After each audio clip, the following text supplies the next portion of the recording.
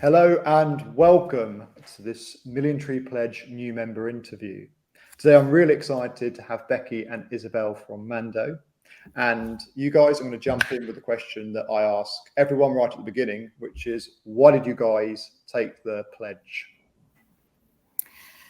Well, it started a couple of years ago at the start of the pandemic to really as a kind of internal tool that I said to the team, we're all at home, what can we do to kind of do something together because we're all separated, and suggested that we planted a football pitch of trees for every new client that we got.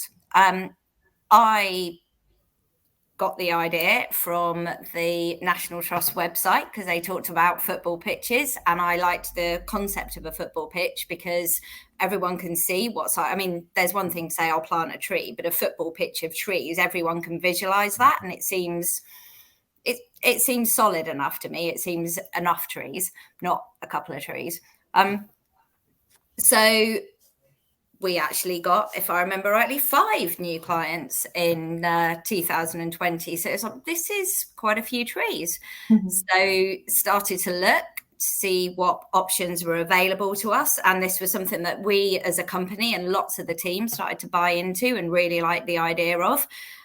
So I suppose when I stumbled across your Million Tree Pledge, Marcus, you were the kind of instigator for me. I started reading up about you and ecology, and then went back to the team and Izzy, who heads up all of our sustainability, and kind of said, look, found this looks ongoing. This is not just a one-off, which was kind of what it started as. So that's why we decided to take the Million Tree Pledge, so we could continue this for many years to come, really. Hopefully not too many years before we hit our million, but yeah, I love the idea of the football pitch. So I imagine the 5 clients were probably quite impressed by that. That's quite innovative. We have a few pledges that plant trees when they win new clients, but this is a brand new idea. I mean, how did that land for the clients? You said, oh, and by the way, we're planting a whole football pitch full of trees for you. We didn't tell them till afterwards, and some of them were really positive, as I kind of expected, were really positive about it. And then I put a post on LinkedIn kind of saying what we'd done. And that's when I realized just how positive people, because we did it for us, as I kind of said, I did it as an internal tool. We were all at home. We weren't working together as a team. We were like we are now, all on Zoom. It's like, okay, what can we do that we can all collectively work towards that just makes it a little bit more about us, rewarding for us, and feeling like we're doing the right. I think, as you and I have discussed many times, Marcus, COVID made us all think. For a first time, as busy, we had a lot of time, and I was like, what do I want to do? And I almost get shot for this, but working for somebody like WPP, I always think, what do? I just make money for people. So this actually felt really good to me. It's like, we're not just winning clients and winning business, we're doing something constructive with anything new that we win. We're planting trees. What better thing can you do, really? Especially at the time of COVID, that we need more oxygen. Well, we do. We need to draw down and we need more oxygen. So for those people who don't know what Mando do, tell us a bit more about you as a business, what you actually do. So Mando originally started as, its name was Mando Marketing, which I always find quite funny because that's why WPP bought it, because they thought it was a marketing company. And Mando, my sort of claim to fame, I always say, is that Mando is the longest standing WPP company. So it was purchased in 1986, and the 3 companies that were purchased before Mando are no longer around. And we're a risk-based company, which makes it even more ironic because we take on risk for marketing promotions. So, for example, when Coca-Cola say for every goal that's scored by an England football player, we'll pay £10 to the consumer. It's Mando that's normally behind those promotions. Most of the kind of large global promotions that are on big brands are normally insured. Interesting. And that's us. So that was Mando for the last kind of 40 years. About 5 years ago, coming up in a couple of months, I've worked very closely with McDonald's, and a person that I worked with who used to work for McDonald's agency at the time.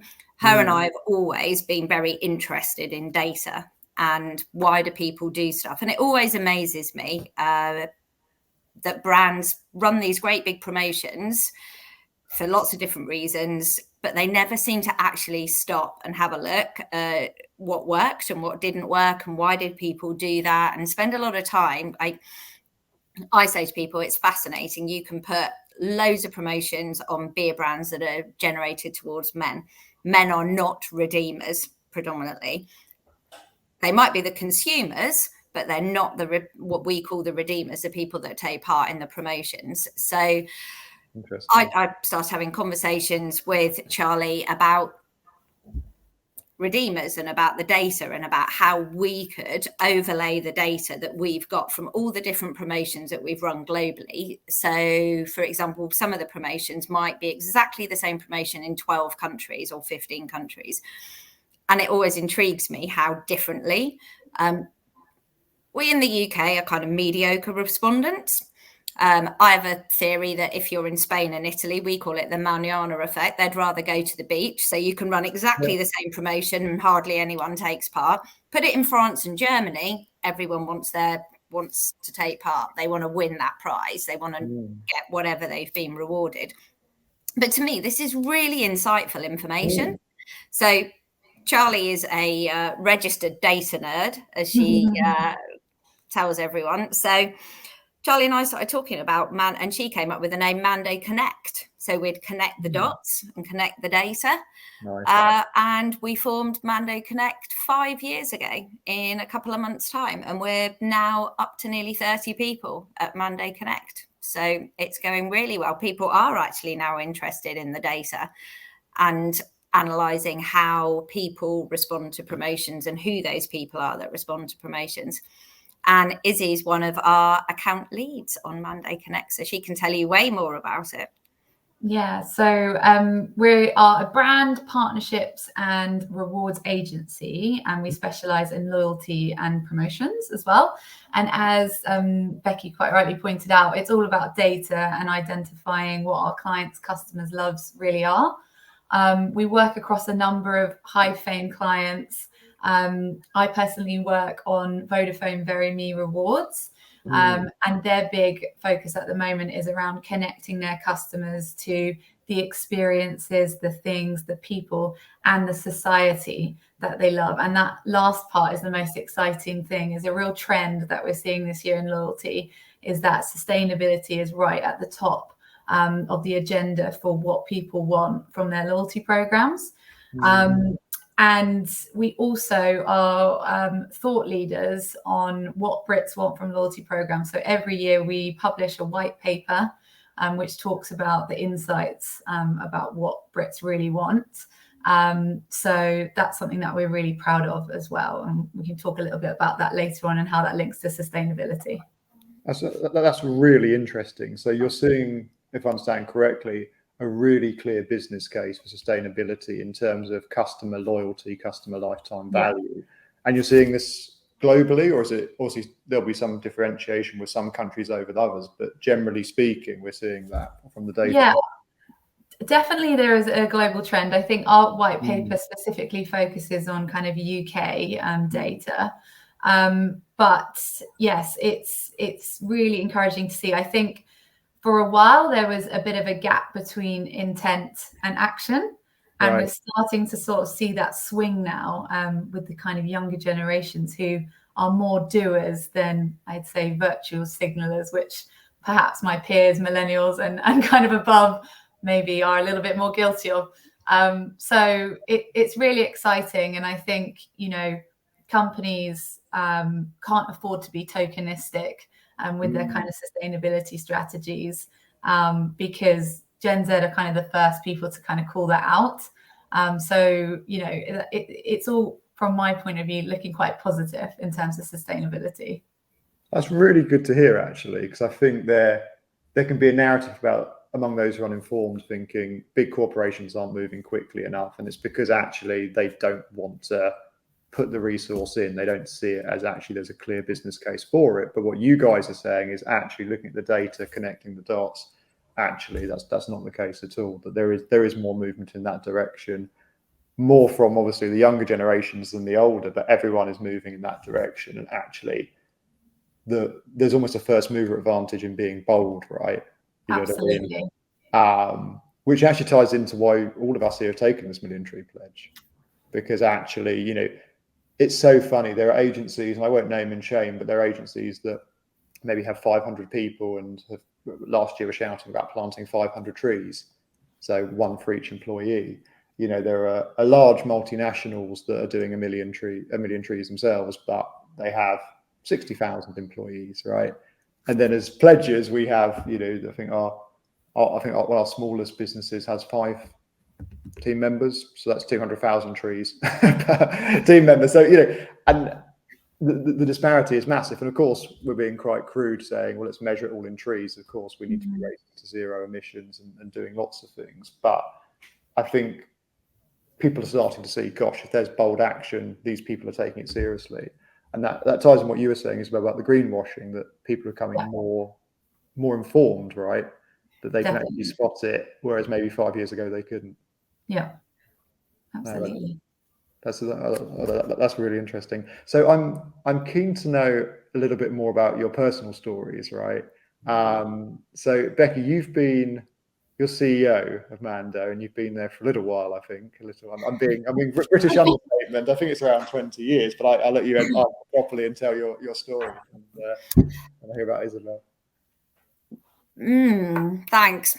So 25 years. Oh, sorry. Actually. No. Well, we just I didn't realise until we were working out how Izzy and I were discussing the many ways we could try and get to 1 million trees. And we asked the team, because I'd like to build a little forest for each person so they can see their forest and how it contributes to Mando's. And I was saying, based on the length of time that somebody's at Mando, will plant trees for that person. And then someone that was on the team was like, well, that's 25,000 for you. I was like, pardon? Because I honestly, then I was like, crumbs, have I been? And then I was trying to work out and thought, well, yes, I must have. Because my son was 23 this year. And I know that when I first came to Mando, I was like, okay, yeah. But 25 years, I can honestly say I never thought I'd be here that long. So I went to university in Leeds, and then I lived in Leeds for 4 or 5 years.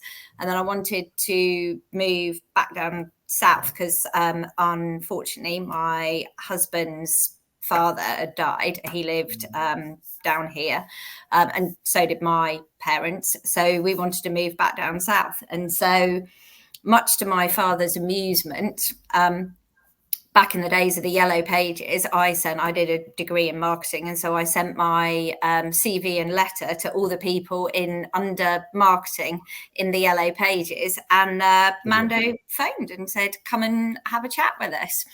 So and I chose this job. I had 3 jobs in the pipeline as a young marketeer, and I chose it because it was the closest to home, and I'm not the biggest lover of travel. So that's, as I say, my husband and father always laugh about my choice of job was based purely on the fact that it was about 15 minutes from where we were living at the time. So I thought, well, it will give me a job. Who knew, hey? So I have been asked many times, which always upsets me for obvious reasons, but, oh, did you start Mando? Did you start? I'm like, what, when I was 5?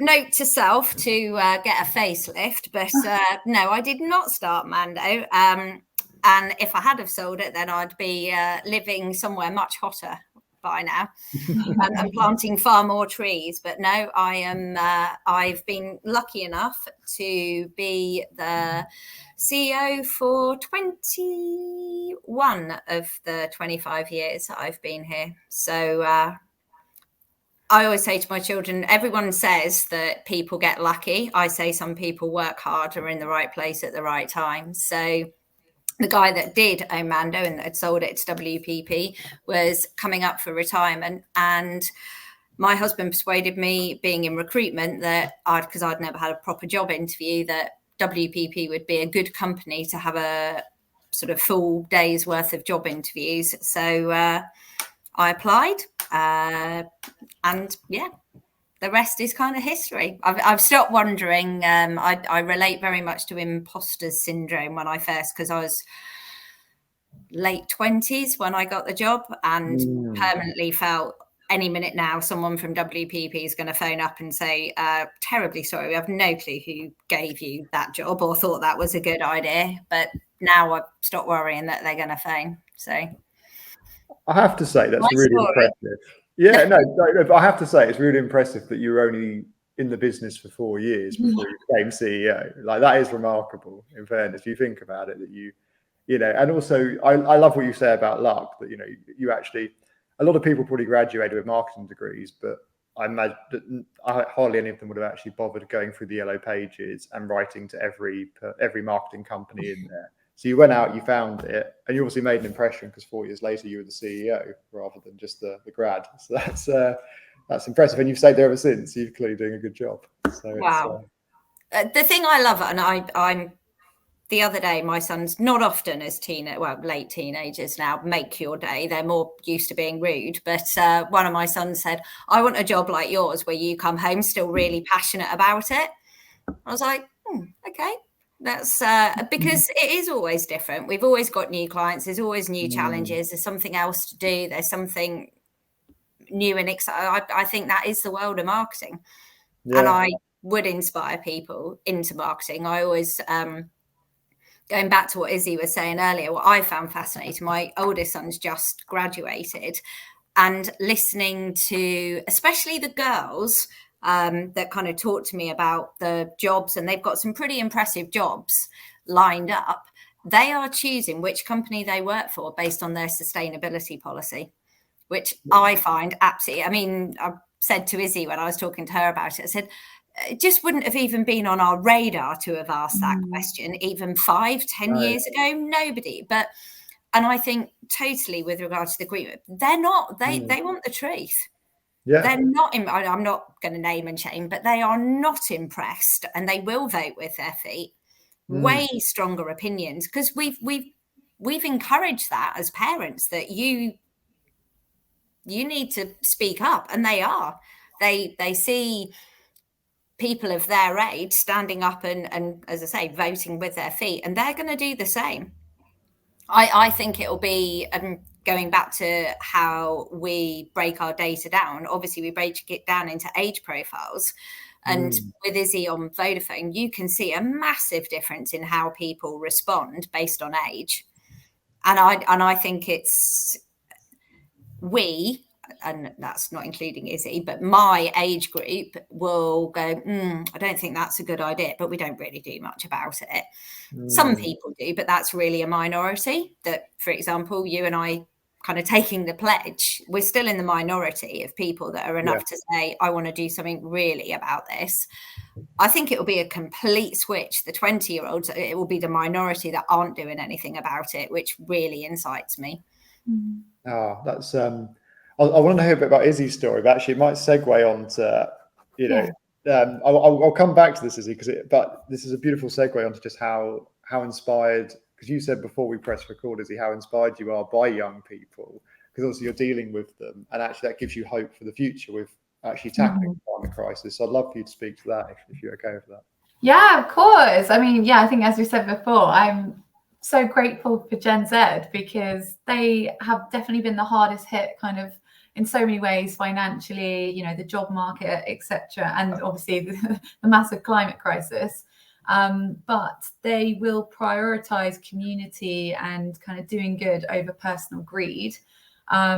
which, you know, is really encouraging. And, you know, I've been lucky enough to kind of sit in a couple of focus groups, and they've actually said, you know, they can't just say that they're doing something. They need to kind of live and breathe the sustainability message. Otherwise, I'm not going to sign up to that loyalty program. Obviously, we're coming at it from the loyalty program perspective, but amazing to kind of hear that, because sometimes you see that, as I said earlier, in data, and everyone says that they want to be more sustainable. And yes, I do all of these amazing sustainable things. I only shop in secondhand, etc., but don't actually do it. So it is really encouraging to kind of see that, and it does make me really hopeful in that kind of next generation. And I think, you know, there are some really good examples of companies that are doing great things, like in the sustainability world. So TK Maxx, through their Treasure loyalty program, they really focus on sustainable rewards only. So kind of moving away from the kind of single-use products. They've got like reusable makeup removal pads, beeswax wraps, and bee bombs to kind of encourage honeybees, things like that. Costa are rewarding customers who bring in reusable coffee cups over people that are just buying kind of normal coffees. So, you know, brands are kind of making steps, and Lidl as well are doing fantastic things. They've been really quite aggressive with their goals, and they were the first UK supermarket to introduce kind of reusable bags for fruit and veg, and they've cut their emissions by 40% since kind of 2015. So there are some really good examples of brands, you know, doing some great things. And yeah, I'm hoping with the kind of support of Gen Z, we should be able to turn this around. I love what you said, that you're so grateful for Gen Z, and I think it's the first time I've heard someone say that, which is probably terrible, because you're so used to hearing this narrative of people whinging about younger generations saying they're entitled or whatever. But I imagine they realised that the clock is ticking. We've got 7 years and 8 months left to half global emissions, and they're going the wrong way. And the fact it's got down to the loyalty program level, I mean, I don't even think about that. If I sign up to, I don't know, some loyalty program with a brand that I use, I don't start thinking, well, should I be doing this? You know, I try and choose better brands, but I'm not interrogating it enough. So that's so refreshing to hear. And your clients must be they're pleasantly surprised by that, I imagine. That it sounds that it's sort of more than they were anticipating on the sustainability front. Definitely, because I think it's something that everyone wants to do, but at the end of the day, they've got their metrics right around engagement, and obviously that's kind of first and foremost. So it's really exciting that a conversation. I'll be really honest, like Charlie, our kind of MD, she has been talking about sustainability for years now, and it's always been quite difficult to kind of convince clients to really get on board with it. And it's really this year that we're starting to see that change, and actually they're sort of coming to us now and asking for more kind of sustainable rewards and strategies, which is great. And you've got the data to support it, right? Yeah, we've got the data to support it. And yeah, I mean, I think even the most unlikely of brands like Etihad Airways, you know, the travel industry, obviously one of the biggest culprits of carbon emissions, they've evenly got something called Conscious Choices, which is where they enable their members to donate their air miles for carbon emission offsetting. So I think that's really quite impressive that these big airlines are also kind of getting on board. And I think, you know, we should expect to see more of that from the kind of biggest culprits in that area. This is good. I'm feeling optimistic, because normally when I do these interviews, they can go, two ways. I often say, how optimistic are you that we can turn this around and have a habitable planet for our children? Which, just saying that question sounds stupid. Like, how have we got to this stage where that's a possibility that we don't? But hearing this makes me think, gosh, if the airlines are doing stuff, it does fill me with hope. I mean, do you guys feel that with, being on the front line with Mando Connect, that you're seeing this, and you're seeing, you're almost at the coalface of these changes with brands that people wouldn't anticipate would normally be doing things like this? Yeah, definitely. I think we have that kind of privileged view of being an agency and kind of being able to work across so many sectors of clients. And just the fact that they are by and large, all of us pretty much coming to us and being receptive to our kind of sustainable strategies is really encouraging. Becky, I don't know if you want to add anything to that. I think there's the examples you've given, Izzy, are great. In terms step further for Lidl, which I really like, they've pledged to reduce their food wastage by 40%, which is a massive pledge. So after, I think it's 6 o'clock at night, every food item that's going to go out of is reduced by 75%. My sister's a social worker, and she was telling me about this because they have it on a first, which is obviously at a time where certain homes are really, really struggling. It fits for me, for everyone. And I always say any marketing strategy that's win-win. So any local community can come, and as I say, some of the products, like big pieces of salmon for less than £1, but you come in order of whether you need those boxes, if you know what I mean. So they really target certain estates around. That's what the little shops are told to, when they send the texts out to people's phones that are part of Lidl Plus, that have got the app on their phone, it will go to certain postcodes, which I just think is incredible. But I think to make a pledge to reduce by 40%, I don't know whether you're a little, but you also, they have the fruit boxes. So all the kind of misshaped fruit that, quite frankly, tastes the same. But you can buy a box. It just, to me, it's win-win all round. And I'm with Izzy, having 2 Gen Zs in my house, that they have a very, very different view to what we did. It's almost kind of interesting that there's almost like a bit of anger that, like, you've put us in this position. But they have a very different greed, I would say, where we were all inspired to buy a house and to travel the world and to do. They're not inspired to do that. They're inspired to have a good life. And that doesn't necessarily mean working 5 days a week. This is interesting, because that is very different, because even though I'm classed as an elder millennial, I still have the sort of that buy the house, put money away in a pension, use an ISA, like just sort of build up and just sort of sit. And, there is that.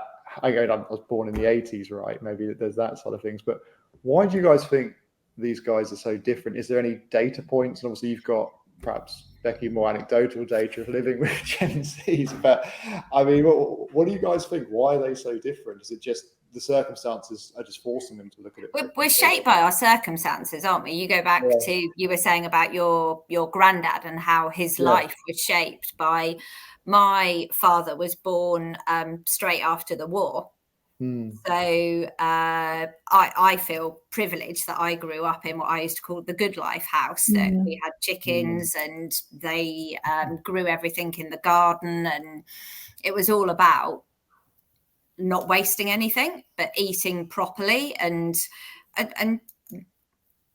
my children find it funny, because my father often is with us, that he's like, oh, don't waste that food and don't do this and don't do that, because and he'll say, well, because when I was a child, everything was rationed. So you were extremely grateful for what food that you did get, where our children aren't grateful for the food they get, because the majority of children in today's world in the UK are lucky enough to have food on their plates all the time. So if anything, a lot of fast food, and it's, they're just shaped by how different the world is now. And I don't think I remember when I was their age having any thought about the environment, because apart from watching David Attenborough, nobody talked about it then, where they've grown up. I remember, obviously we recycled in the UK, and we'd gone on holiday to Italy, and my children were like,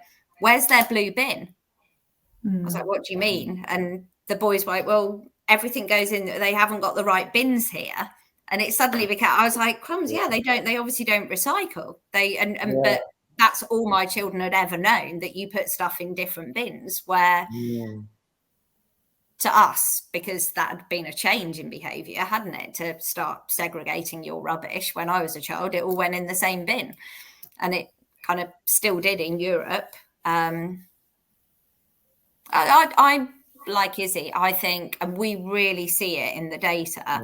10 years ago, I can remember Coke doing a promotion where kind of you won something, or you could donate that money to a charity of your choice, a bit like the Waitrose going and deciding which charity you want to put your green coin in.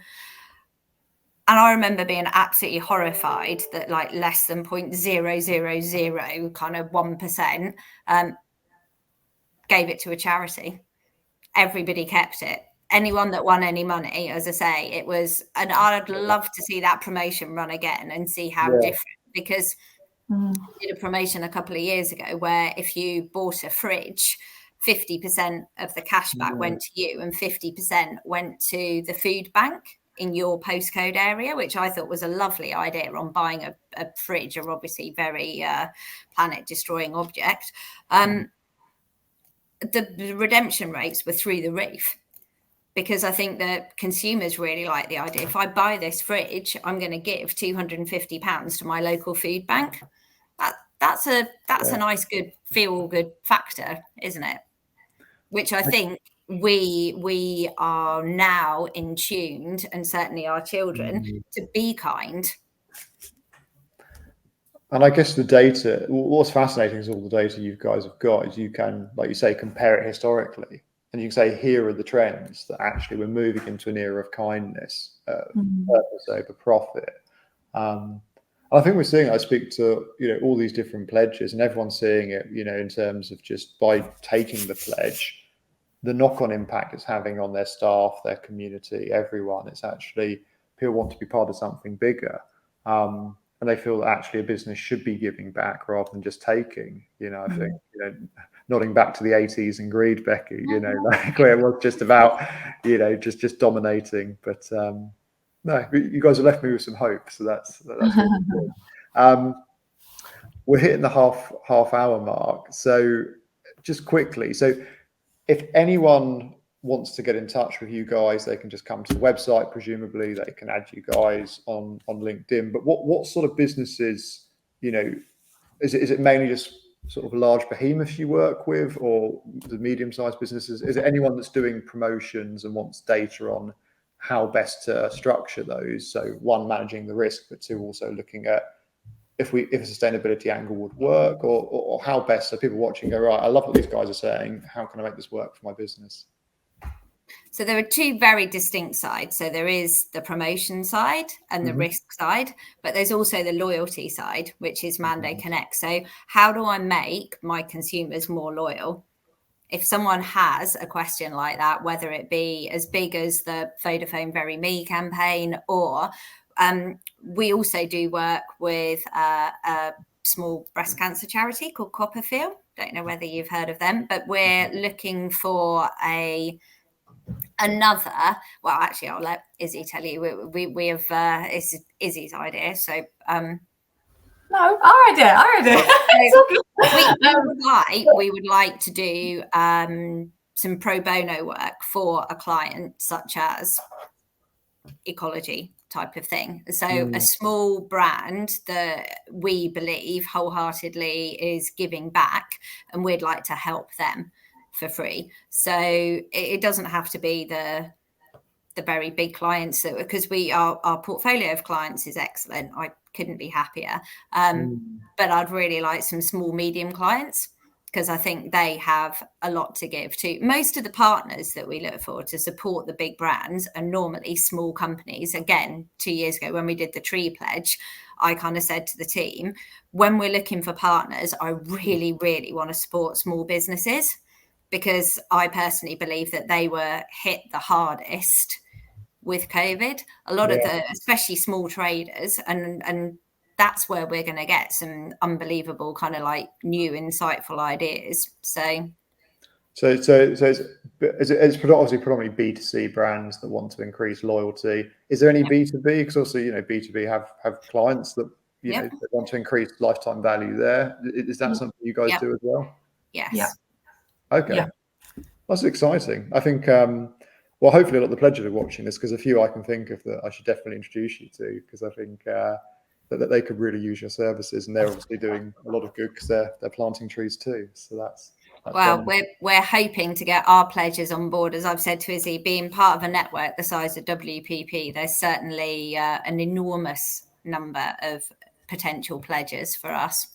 Yeah, well, I think honestly, if you guys can even just get, I don't know, 10% of them on board, right? That would be remarkable. So I mean, exactly. Yeah, so that'd be really exciting. Well, look, I'm going to wrap it there. Are there any final comments you guys want to share with? Well, just to say thank you to you, Marcus, because if you hadn't have come up with the idea of the pledge, then we wouldn't have followed. So thank you.